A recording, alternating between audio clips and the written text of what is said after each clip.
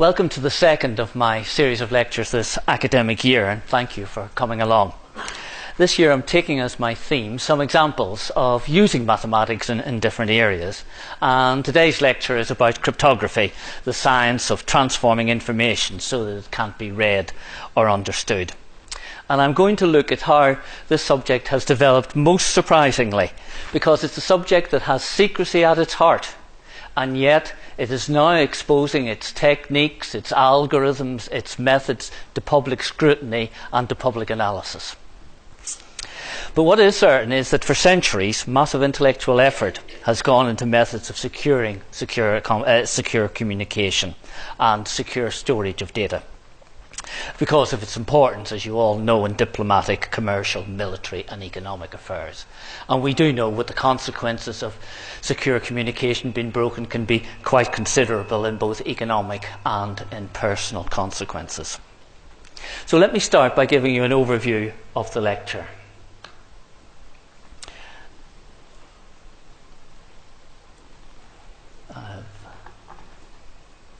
Pause on that, escape. And there we are. So I'll introduce initially some of the key terms and the guidelines, and as with every subject, cryptography has its own language, its own notation, its own concepts and core ideas. And I'm going to focus particularly upon the idea of a cipher system, and that's what's going to run through the lecture. That's going to be the core notion. And it's got associated ideas of encryption and decryption keys. And what I want to do is to talk about some of the standard assumptions that are made about cipher systems and about the different ways that you can attack them. And the other distinction I want to draw out is the important and increasingly important one between conventional cipher systems and the relatively new public key approach, and talk about the seminal paper that introduced that. The first particular example of a cipher I'm going to look at is a very straightforward, easy one of no practical use whatsoever, the Caesar cipher. But what it does do is to illustrate some of the ideas I want to bring out about keys, key concepts and concepts about keys, and the potential weaknesses that there are in cipher systems. Then I'll go on to a class of ciphers called substitution ciphers. And these ciphers have a large number of keys, an astronomical number of keys, something like 4 times 10 to the 27. But it's extremely vulnerable, and it's vulnerable due to the statistics and the structure of the English language. And I'm going to be using it as an example of the fact that a large number of keys if you have a large number of keys, it doesn't follow that you have a secure system. In order to try to avoid the consequences that English has got a language and the statistics associated with it, we're going to look at the next approach of polyalphabetic ciphers, which are introduced to try to hide the statistics and the frequency analysis approach. Then I'll look, because it's such an exciting story, at the one implementation of the Enigma machine, which is an electromechanical rotor machine and very important before and after the war, and about which Turing and Bletchley Park did a lot of work. But what I'm going to do is to look at another story that isn't as well known, and is how the Polish cryptographers broke the Enigma machine in the 1930s. But in my large picture, what I want to show from that story is that they didn't actually break Enigma, they broke the way Enigma was used. It was very heavily dependent upon the way that Enigma was used to set up the keys for any particular day. Then going on to modern ciphers, which are all electronically based, and they hinge around binary representation, the way that information is represented in a computer. And there are two main subtypes, cipher systems and block ciphers. And the cipher systems are very good for things like digitizing speech, although it doesn't seem to have stopped the Americans listening into French conversations. And what they do is they act bit by bit on the message, and therefore you do not have any error propagation if there's a mistake in transmission or whatever. So that's why cipher systems are particularly useful there. And the other type are more used for when you're trying to hold data securely, or to make sure that data is authentic and hasn't been interfered with, and they are block ciphers, and they can be made to depend very much upon what went earlier on in the message. Then I'll come to the seminal paper, the paper by Whitman Diffie and Martin Hellman, and that really is the beginning of modern public key cryptography. But again, we'll be able to see from my diagram of a cipher system, which is coming up in a moment, the very simple, basic idea that they use to kick off this whole idea of making more and more and more of a cipher system public. Right? And it's all based upon the idea that in mathematics, it is believed that there are certain one-way functions, trapdoor functions, mathematical functions that are easy to calculate one way, but if you know the answer, it's very hard to go back to the input. Right? And at the finish, I'll just show quickly how the idea of public key cryptography can be used to provide digital signatures, which are the digital analogue of the ordinary written signature, and in fact can also provide, again, security that the message has not been interfered with and changed. So here's my core underlying idea, the notion of a cipher system. And two people, usually called Alice and Bob, Alice on the left and Bob on the right, wish to communicate securely. So Alice wants to send a message, usually called the plain text, which will be converted into ciphertext or a cryptogram, and she wishes to send that to Bob. In order to do it, she uses two things. She uses an encryption algorithm, something that she does, and that encryption algorithm makes use of an encryption key. That converts the message into another form, which is transmitted to the receiver. And of course it could be intercepted on the way, and you usually call the person who does the interception Eve, because Eve is an eavesdropper. Good, isn't it? And on the other side, what you have is a decryption algorithm.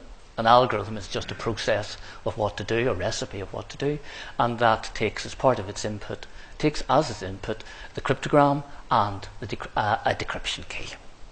All right. Cryptography technically is the science of designing cipher systems, and cryptanalysis is the science of finding information about the plain text without any knowledge of the decryption key. And cryptology is the term for both of them. Now, the keys are crucially important for the security of a cipher system, and modern approach very much hinges in a cipher system security really resting on the significance of the keys. Well, we can infer one thing from this particular diagram, and this is at the basis of the Diffie-Hellman approach, which is that in order to obtain the plain text, all you really need to know is the decryption key. You don't need to know the encryption key.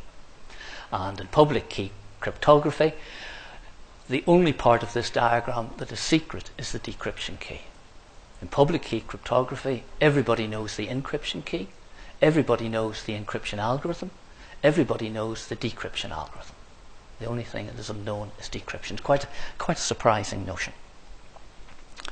Well, because of that, cipher systems are usually divided into two types.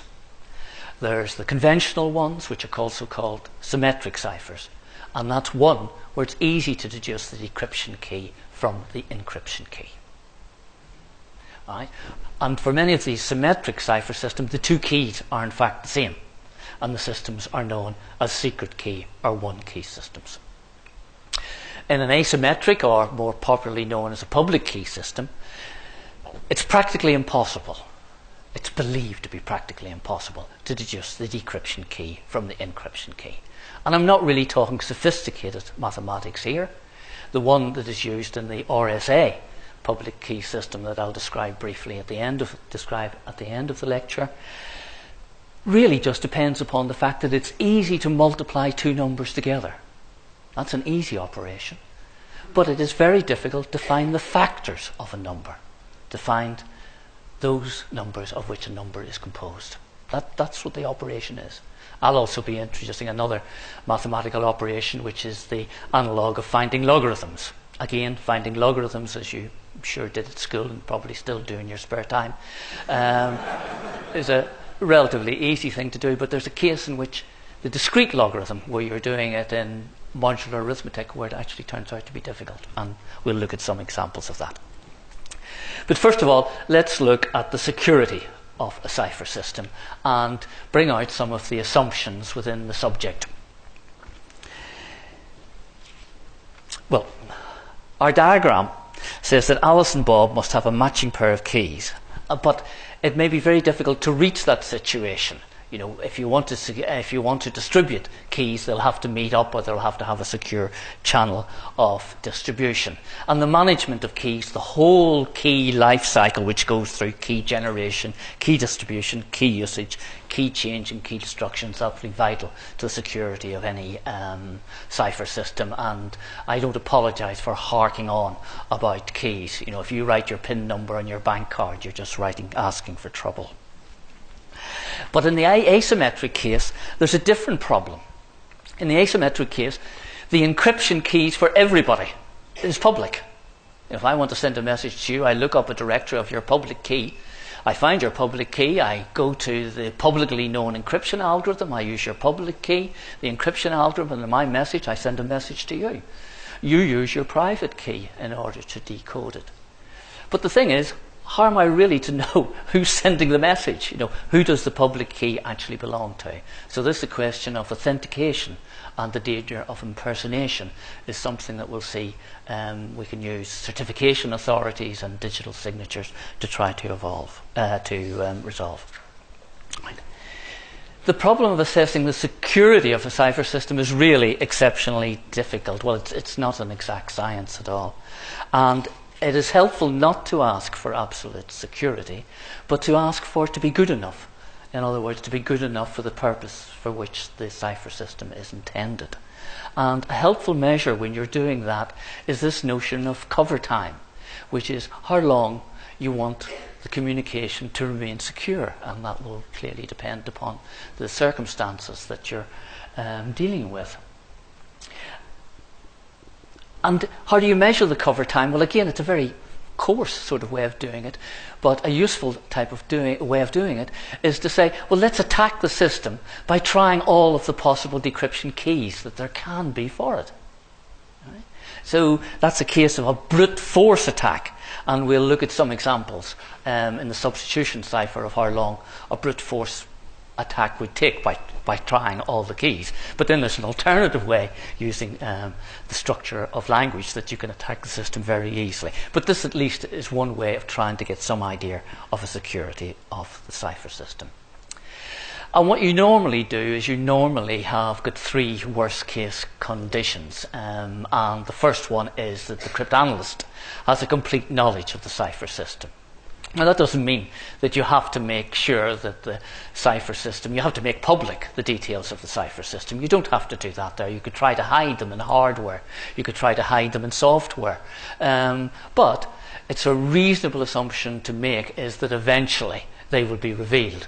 And in the Polish cryptographer's attack on the Enigma machine, in fact, the French intelligence espionage services had found out the wiring structure of the routers, which were a key part of that machine. The Germans presumably didn't know that had been obtained. But worst case scenario one, worst case condition one, is very important to the manufacturers of cipher systems because it removes from them the responsibility of having to keep their system secret. The next one is you assume that the cryptanalyst has obtained a considerable amount of the cipher text. Right? And this is a reasonable assumption because if Eve can't see any cipher text, then there's no point to have any encryption at all. And if Eve can see ciphertext, then the worst case situation is that she can see all of it. And the third worst case scenario is that the cryptanalyst knows the plain text equivalent of a certain amount of ciphertext. So that some particular way, perhaps by the structure of a communication for a letter, if you know that the letter always starts off with the date. The plain text therefore starts off with a date and perhaps ends yours faithfully all the time. And many military communications have got a very structured type of format. Then you know what appears in the ciphertext corresponding to certain bits of plain text. Right? On the other hand, as I believe happened certain situations. World War II, the British would attack certain German light boys in order to be able to read the report of that attack, which was encoded using the Enigma machine, and they would know certain things like where the light boy clearly was located and at what time it was attacked. So that's an example of a chosen, can be thought of as a chosen plain text attack. What they're doing there is they're feeding the plain text into the cipher system and looking at the resulting cipher text. So one tends to look at all of these worst case scenarios when you're trying to assess cipher security. Okay, so let me turn now to the simple Caesar cipher, and we'll look at some of the ways in which we can attack it. And it's a very simple cipher. You may have used it at school, but I wouldn't advise putting much reliance on it. But I thought it's this nice picture from the web because it shows that it can be mechanized by means of a machine. What we have here are the 26 letters of the alphabet, and the Caesar cipher is really just a shift cipher. And what we have in this particular one is we've got the alphabet around the outside. So that, for example, Gresham College, what you do is you go to G on the outside of the ring, and if you find G, which is over here, then you encode G by the corresponding letter in the inside ring, which is in fact G shifted by 13 letters clockwise. So G goes to T, and then, or if we come right round to it, it's there, or on the outside goes to E.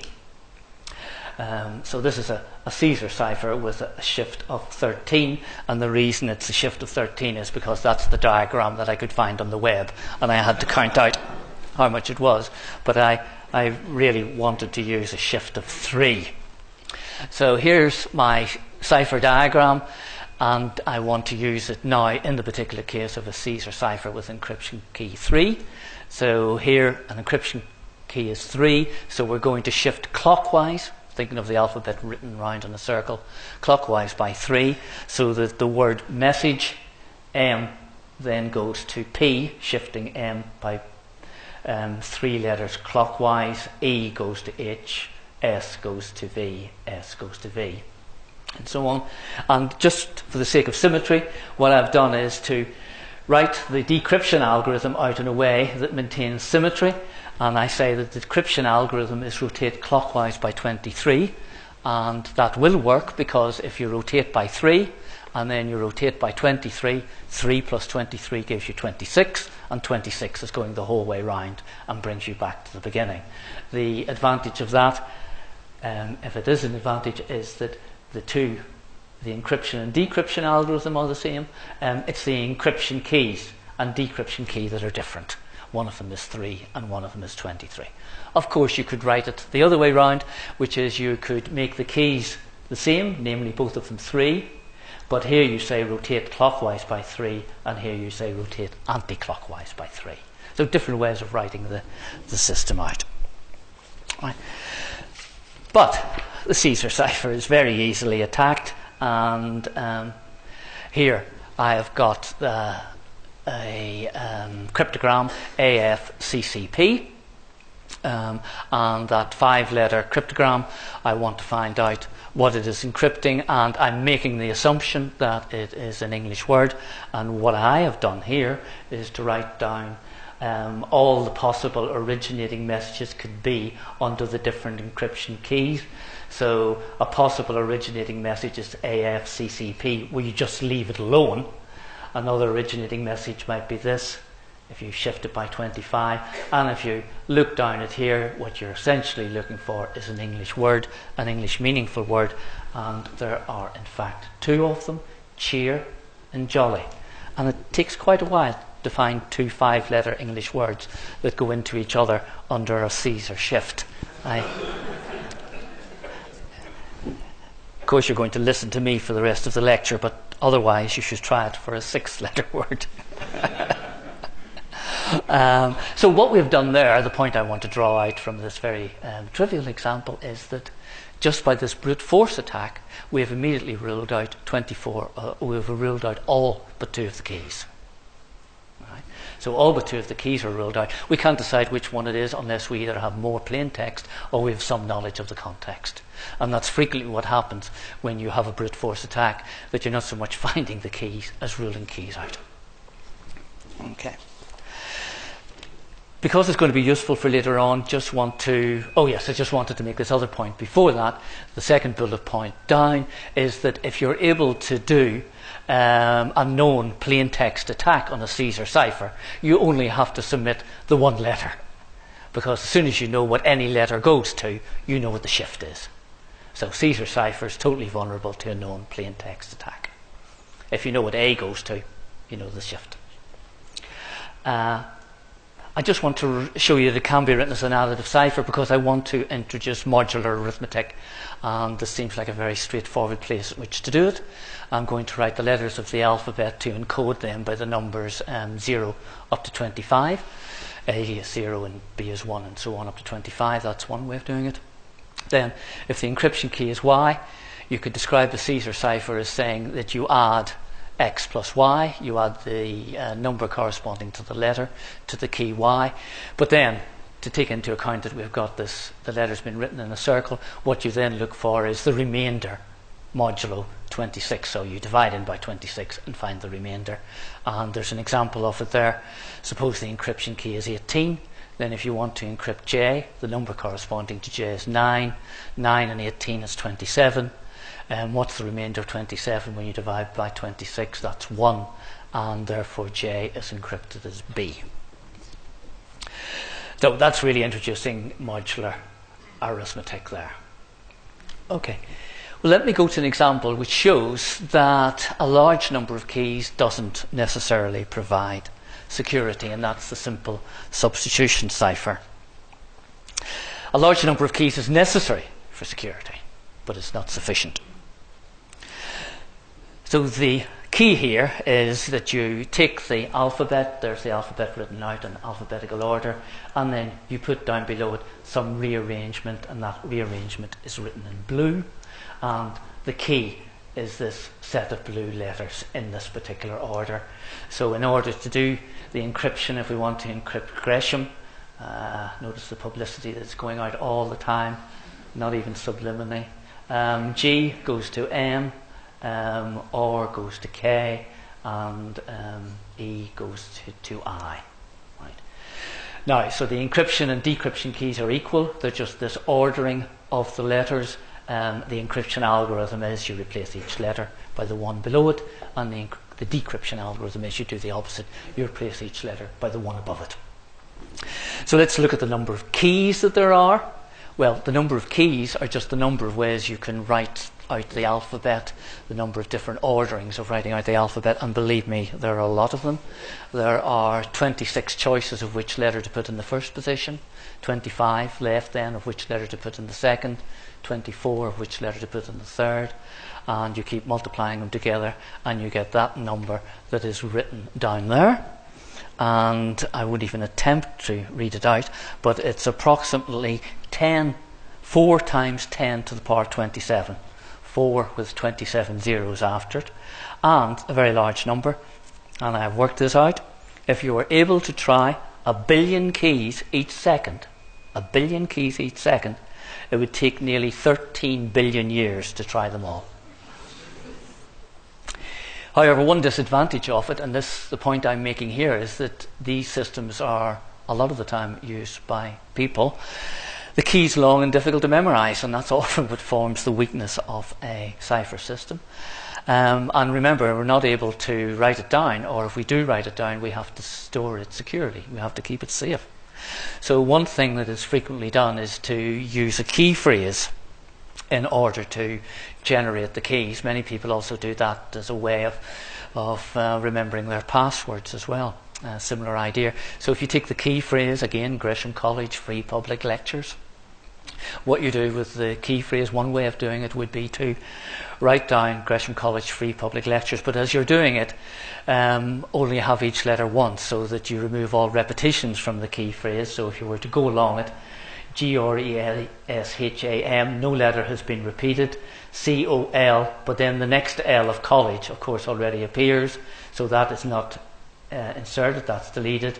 Then the E has already appeared, the G has already appeared, the next E has already appeared. So the next new letter is F, and you keep on doing that, writing down each letter without repetition until you get to the end of your phrase, and then just fill in those letters of the alphabet that you haven't written down so far in alphabetical order. So it's a relatively easy way to remember how to generate the key phrase each time. Alright, and here I've done one with, okay. But although it's got these large number of keys, a brute force attack would take such a length of time. It turns out that it's very, very easy to solve due to the statistics of the English language, or indeed any natural language. And here I've taken a table, an analysis of letters occurring in words listed in the Concise Oxford Dictionary, and the third column is proportions, with the baseline being the least frequent letter Q. All right. So this is telling us that E occurs nearly 57 times in this Concise English Dictionary, more often than Q. A occurs 43 more times, or 38 times. I 38 times more frequently than the letter. And as usual, it's probably easier to understand this visually. It's really saying, the way I like to think of it is that this is a fingerprint of the English language. Right? And the histogram here of the frequencies, the one on the left is the frequencies sorted by those which are most popular, so starting off with E on the left hand side, and on the right hand side I've just got the letters written out in the alphabetical order. And what I'm saying is that this histogram is essentially characteristic of any long enough piece of English text reasonably accurately. Right? So that then points to the weakness of the substitution cipher, because the substitution cipher does exactly what it says on the tin. A substitution cipher substitutes. So that, for example, if it substitutes E by W, and then you do a frequency count of all the letters in your ciphertext, and you find out that W is the most frequent, it's very likely that W substitutes for E. Right?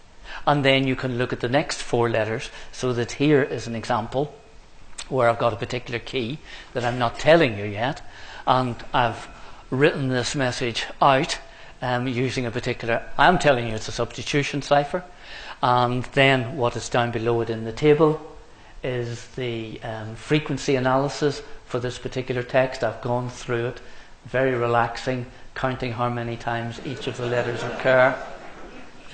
And then I've done a graph of it down here. So I've got the frequency diagram. Now that's just going to be the same, if I'm right, and that the statistics do work out, that as the histogram we had before, but it's just going to be jumbled up in some way. It's just going to be permuted in the same way the substitution cipher permutes it. So what I'm saying there, with that particular one, it's harder to see that what we have is that this letter here, which I think is, that's the one we're going to initially substitute in for E, and then looking at the other four that are most popular in the histogram, substitute them in for the ones in the English language text, and we find out, and it comes out very quickly, that the key is the one that I introduced a little while ago, obtained from the phrase Gresham College Free Public Lectures, and the text is just the publicity for this particular lecture. Okay. Now, a few things you can perhaps think of as you're looking at that. I was very foolish in the sense that I'd left in the words in the ciphertext, and that's silly. You should all write it out in blocks of the same length, say of 5, because there only are a couple of one-letter words in English. So if you know what the word length is, if you leave them in, you've got a good start.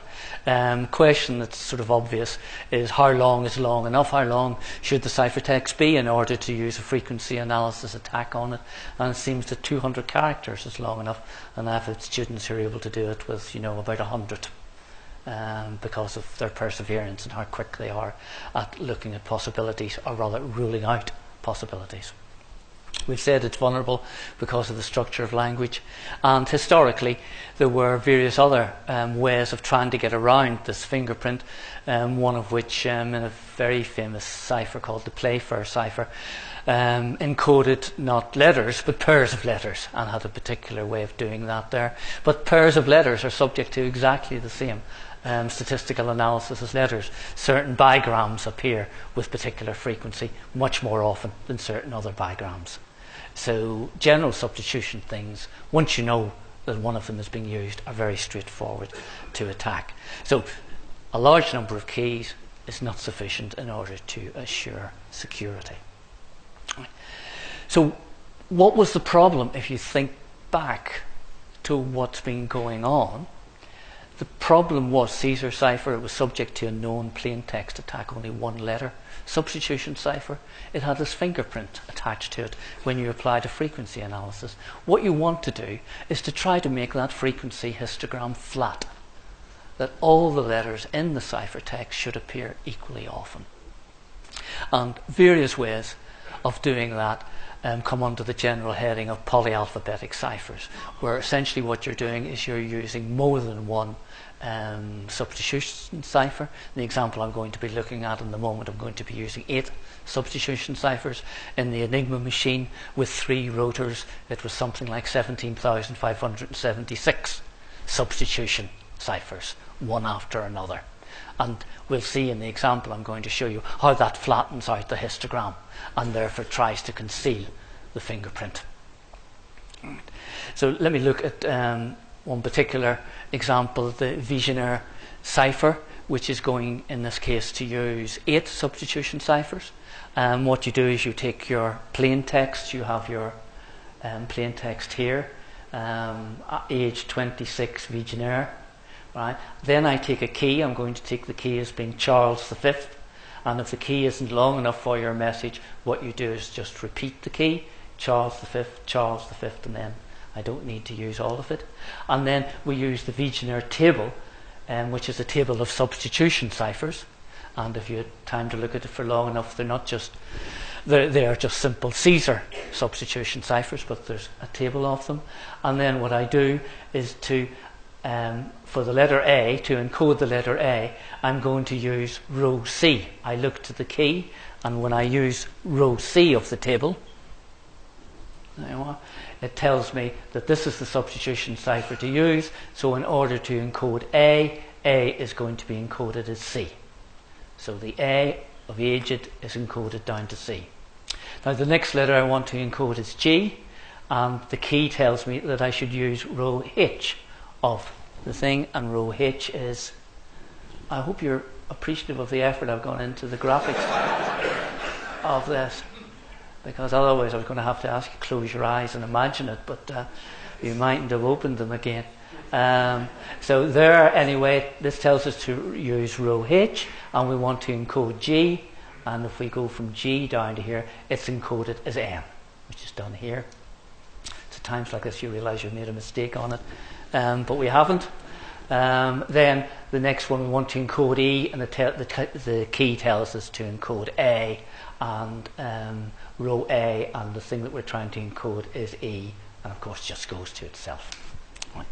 Now let's see what that does to the signature. Let's see what that does to the histogram.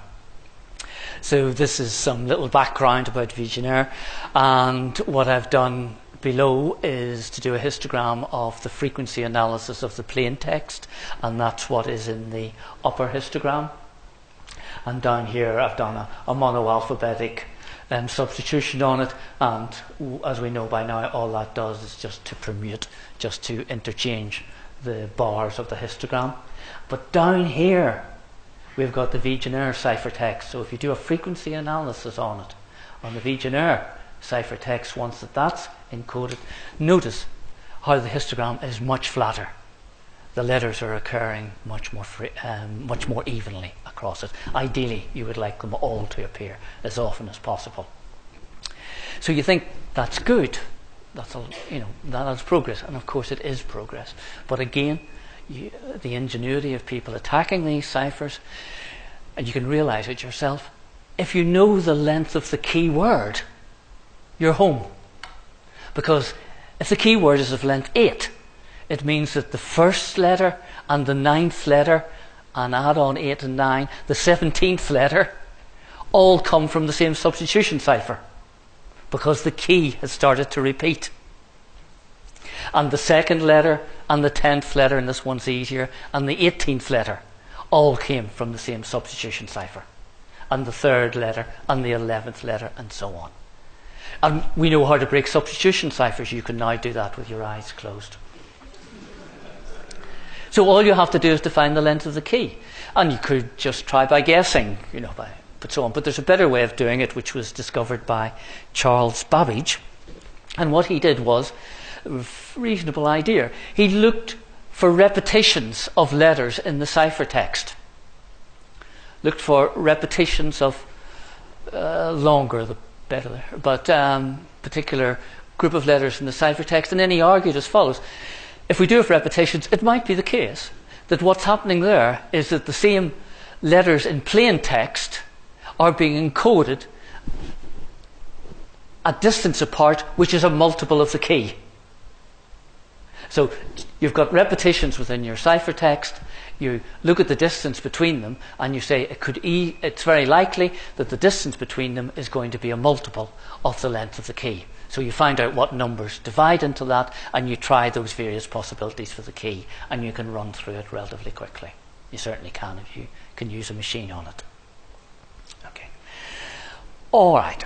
So that brings me to one of the most famous polyalphabetic ciphers, the Enigma machine, which has, let me just go forward to remind myself and then back again, 17,576 substitution ciphers, rather than the 8 that we just had a moment ago. And it's possibly best known for the activities of the cryptographers cryptanalysts at Bletchley Park, Alan Turing and colleagues there, where they had a very comprehensive way of breaking it. But I won't tell you perhaps a less well-known story of how the Polish cryptanalysts attacked it.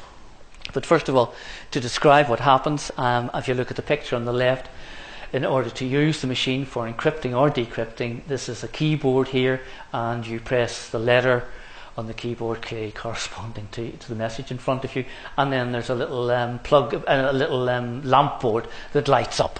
So you press the letter A, and some letter will light up on the lamp board, and that's what the encoding of it is. And it's an electromechanic rotor one. What happens is that when you press the letter on the keyboard, an electric current is flowing through the machine and causing the light to light up. But what is it flowing through? Well, it flows through 3 rotors. And I think you can see here, I've tended to indicate them. Here's the letter A being pressed. And these rotors are touching each other. There's little studs on each side of them which make contact, and they are cross-wired. All right, there's an internal wiring for them. So the current coming in here will go out there, will go across to here, go across to there, come down to there. And then they're reflected at something which is called the reflector. And here it comes back, down across here, and so on. So you've got your rotors. There's internal wiring, which was discovered by the French espionage. So the Poles knew what the wiring was. And that coincides with our, remember, worst case scenario 1 about the cipher system, to assume that everything about it is known. Now, the core thing, 2 things I want to mention now, is that the thing is that you press the letter A and the lamp for G works up and lights up, but then the first rotor rotates. It clicks on, it rotates by 1 click. Okay, so that if the next time you were to press A, there would be a different set of wires that would go through. In fact, the diagram is done such that this rotates like that round up to here, which is why this horizontal line now appears at the top. So there's a different pathway to be followed through, reflected back, so that this time A will be encoded as C. And if you were to press A again, the rotor would click round once more, and there would be a different encoding. And then once this rotor has gone round 26 times, this clicks once. This rotates once, the middle one. And then once the middle one has gone round 26 times, this goes round once. Okay? So it takes 26 times 26 times 26 for it to get back to the state that it was in before. But that's not all.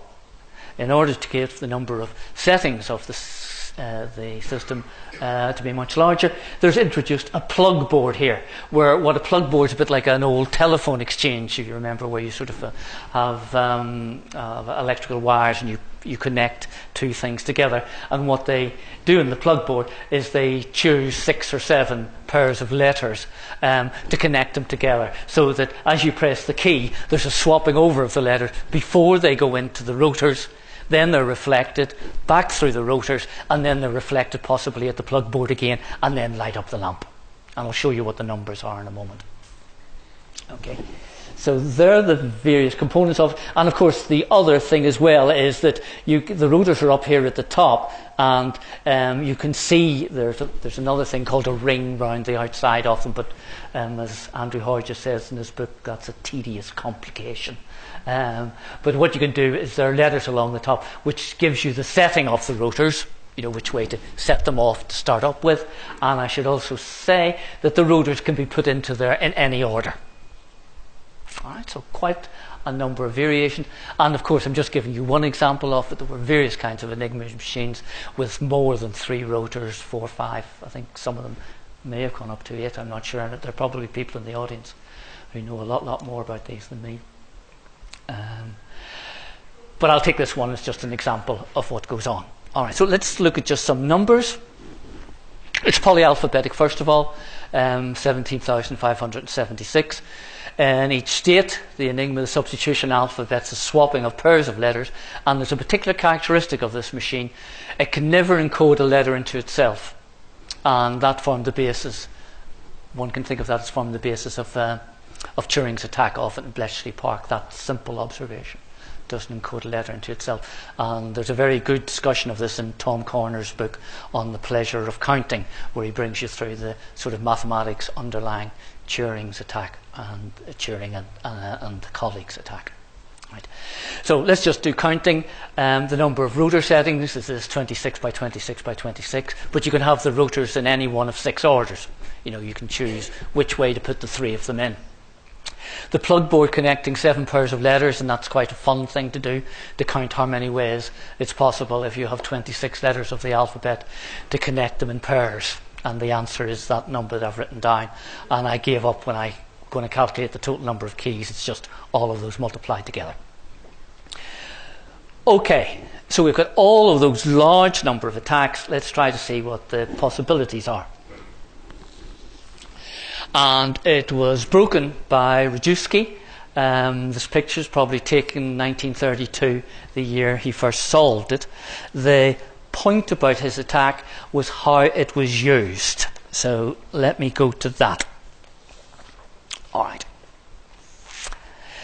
Code books were distributed to give the day key. So all units using it had a code book. The code book would say you have to get the rotors in this order, and you have to turn them so that they're in these positions. You have to use the plug board to connect these letters. That is in a code book that is distributed to every Enigma machine, I suppose. But then the way of using it in the 1930s was that the day key was used to transmit a new key, which the Alice and Bob would then use, whether Alice and Bob with their names, I don't know, would then use to transmit a new key that would be used for all further subsequent communication. So, for example, suppose the day key was my initials, RGF, and the sender uses it to transmit the chosen new key. The sender decides to choose KJE, and it was sent twice. It was sent twice because they were worried about presumably corruption and transmission errors, so to be able to pick that up. But that was the weakness. That was the undoing. That was how Rajewski managed to crack it. So with the day key setting of RGF, we've got KJE transmitted, and it will come through as something. Then both sender and receiver switch their machine to have settings KJE and communicate on from that. Now the thing about it, Rajewski seemed to know very little. He knew the internal wiring, he knew the machine. But the only thing that he didn't know is that On a given day, all the messages that were intercepted, the first 6 characters were sent using the same key. They were sent using the day key, the key in the codebook. And he knew something more. He knew that in all of those messages, the first and fourth were encodings of the same letter. They were related. Just to use the word, there was a relationship between them. The second and fourth, the third and the sixth, of the first 6 letters in every message sent on any particular day. So here is an example of just 4 messages. And this repeats what I've said. M and S are encodings of the same letter. They are related. N and Y are encodings of the same letter, as are K and N, E and Q. And I'm starting to write that in a table here. This is saying that E and Q, there's E and there's Q, they're related. I'm saying that K and N are related. There's K and there's N, it's related. I'm saying that N and Y are related. Have I done that? No, N and Y. I'm saying that M and S are related. Now, if you've got, as you would have lots and lots of messages coming through, you examine the first 6 letters of them, you're going to be able to complete that table, and what we've got is that done down here. That A and L are related, B and G. In other words, that's saying that you've found some message in which A is the first letter and L is the fourth. Right. This is saying you found some message in which Q is the first letter and D is that. So what you've got here is a rearrangement of the alphabet down below with that relationship, and then you do something quite clever, and it's related to the notion of a mathematical object called a group, which actually underlies so many of the ideas that I'm going to be mentioning. In fact, will be part of the conversation next time. And what he did was he just started to unwrap what's called the cycle structure of what's below the line. So he would start off with a letter here, A goes to L, then L goes to W, W goes to F, F goes to M, M goes to S, S goes to J, J goes to C, C goes to R, and R goes back to A. So you've got this cycle going from A up to A, which has got 9 links. Then you look at a letter that doesn't appear here, such as B, and you do the same thing, and you get that that's a cycle of length 3, and this is a cycle of length 7, this is a cycle of length 7. The amazing thing is that these cycle lengths, 9, 3, 7, and 7, those numbers, those cycle lengths, are independent of the plug board settings. If you have a different plug board setting, okay, you'll get different letters in the cycles, but their lengths will be the same. And you will have a cycle structure for the 2nd and 5th letters, and you will have a cycle structure for the 3rd and the 6th letters. So what Rajitsky and colleagues did was they spent a year putting the rotors in all the 3 different orders, adjusting them to all the different positions they could, and they drew up the table of all the different cycle settings that there were for all the different 17,576 rotor settings. When they got a message through, particular day, they looked to see what the cycle structure was, they looked at their table of what it was, they would know what the rotor settings is, and then they decoupled the plug settings from the rotor settings, and then it actually is fairly straightforward to determine what the plug settings are. Quite remarkable. And I think quite pretty, because it's technically easier than what Turing did, but it does show you how human ingenuity and analysis and mathematics. Rajitsky was one of the first sort of mathematicians that were recruited to be involved with this. Right. Of course, it's highly dependent on the way it was used, and it was no good once they changed their system here. So coming to modern algorithms, where you have information represented using bit strings within a computer and different ways in which you can do it, encoding systems really depend upon by modifying the bit codes. And there's a system called XOR, which is a way of adding together the only 2 numbers that you have are 0 and 1, and this is essentially addition modulo 2, which is bringing modulo in. And down here I have, for example, a message 10011, and this is the key for it, 11001, and you add these numbers modulo 2. Or the way I like to think of it, which is nicer, is that if you've got a 1 in the key stream, it changes the letter above it. If you've got a 0 in the key stream, it leaves the letter above it alone. So here's a 1 in the key stream, so it changes that letter into 0. Here's a 1, it changes that letter 0 into 1. Here's a 0, it leaves that letter alone. Here's a 0, it leaves that letter alone. Here's a 1, it changes that letter. And that's used in particular in cipher systems and in a stream cipher. Here, what you get is, again, it comes back to that Charles V using the key idea. You have a short key and you have various ways of generating a long key string that you then combine with the message.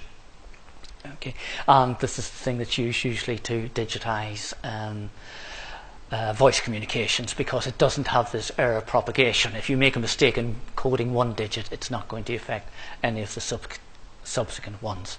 But it is vulnerable to a known plain text attack, because if you can dictate what the plain text is in order to be encoded, then it can then you can try to identify what the rule is identifying the key stream.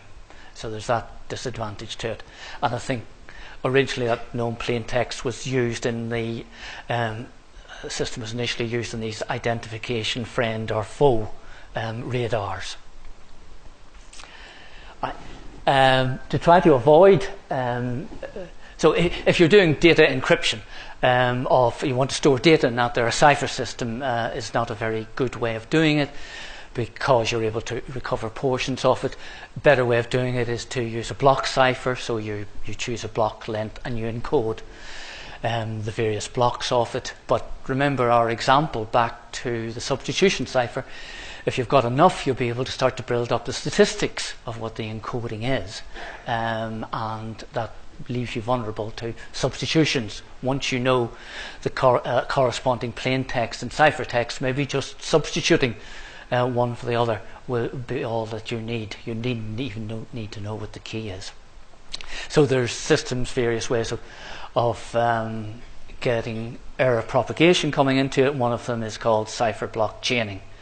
And all that happens here, the only thing you need to take out of this complicated sort of diagram is you've got the plain text broken up into blocks along the top. But when it comes down here and it's encoded, the encoding of the first block forms part of the encoding of the next block. The encoding of the second block comes up and forms part of the encoding of the third block, which means that a change in the message of just one or two letters earlier on will change all subsequent letters quite considerably. So you get this massive ripple effect going through, and it helps to guarantee the fact that a message has not been interfered with. Okay. So if I come to this very important and influential paper by Whitfield Diffie and Martin Hellman on new directions in cryptography, it does say in its introduction the two kind of problems that they were concerned about addressing. And the problems they're concerned about addressing is the need for secure key distribution channels, because this is an expanding world, expanding number of objects that are communicating with each other, and some way of supplying a written signature. And the paper, which I've given the reference to at the end, is well worthwhile reading. It's very accessible and it's very thoughtful, and it's written from the perspective of 1976. So I've given a web reference for it, so you'll be able to just pull it down and have a look at it. And it's got a nice sort of historical section at the very end of it. Okay. All right. It turns out that what they need to do is to find something that's easy to do one way but difficult to do the other. And the thing that they use here are called discrete logarithms. Now, ordinary logarithms are relatively easy to calculate. In fact, one of my predecessors, the first Gresham professor of geometry, Henry Briggs, calculated 30,000 logarithms to 14 decimal places. And real logarithms are relatively easy to calculate because they behave sensibly. If one number is bigger than another, the logarithm is bigger. Okay. But discrete logarithms aren't like that.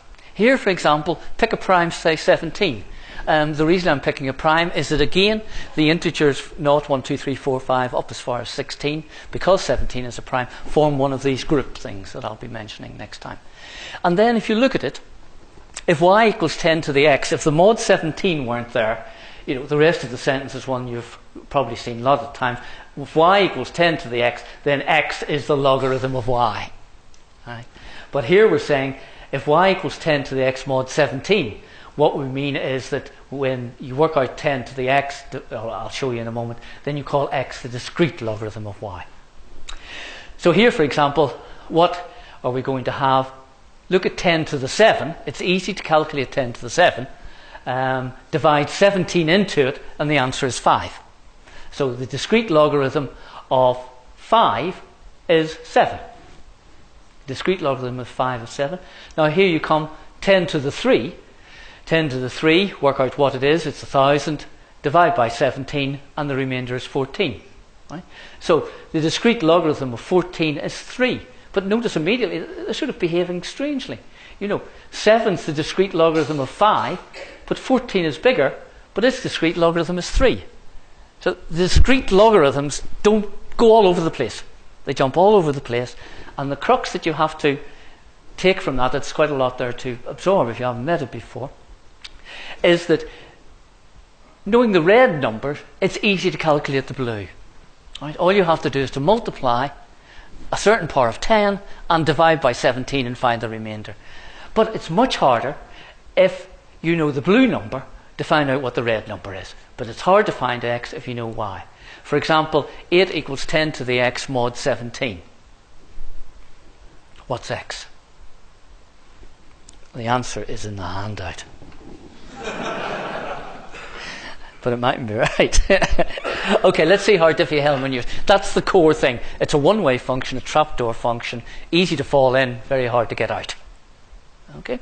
Another example that's usually given that I find quite helpful is that imagine you're in a room, locked in a room with a copy of the London phone directory. Somebody shouts to you the name and address of somebody and asks for the telephone number. You look it up because the names are given alphabetically, and you hand back the telephone number.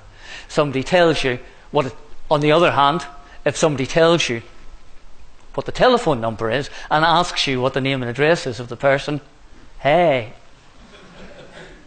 hold on, all right? Okay, so that kind of sorting a question. So it's discrete logarithms that are used. Here I'm just repeating essentially what was said before, but knowing why it's hard to find x. Now let's see how Alice and Bob can use that in order to decide upon a key without meeting or without using a secure courier, and in fact do it on a communication channel that Eve can listen to.